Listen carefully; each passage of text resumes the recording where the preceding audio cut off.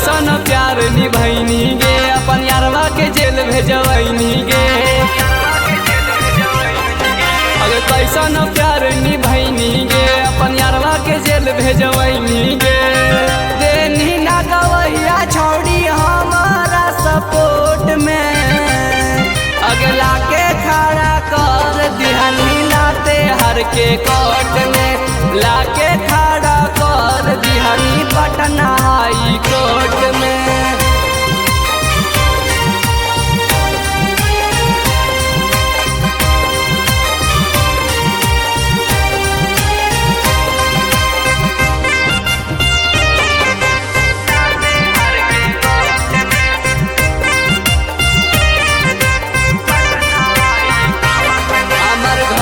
भर के लोग तोरा जानो लौगे, हमर माइया पुतो तोरा मानो लौगे।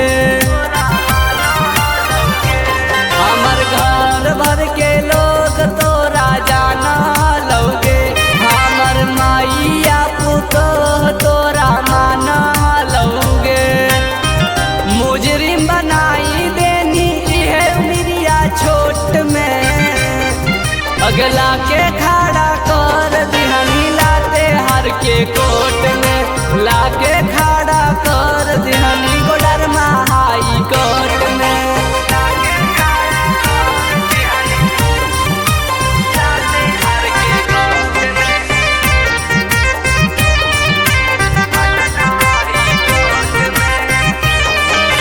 परे लगलो तोरा घर परिवारवा के ख्याल, तोरा तिरिया चरित जाने पैलन गोरेलाल।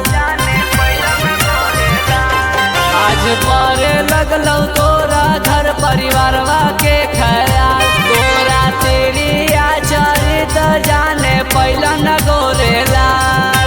सुगमनवा के फसैनी सेक्सी सेक्सी बनी होट में,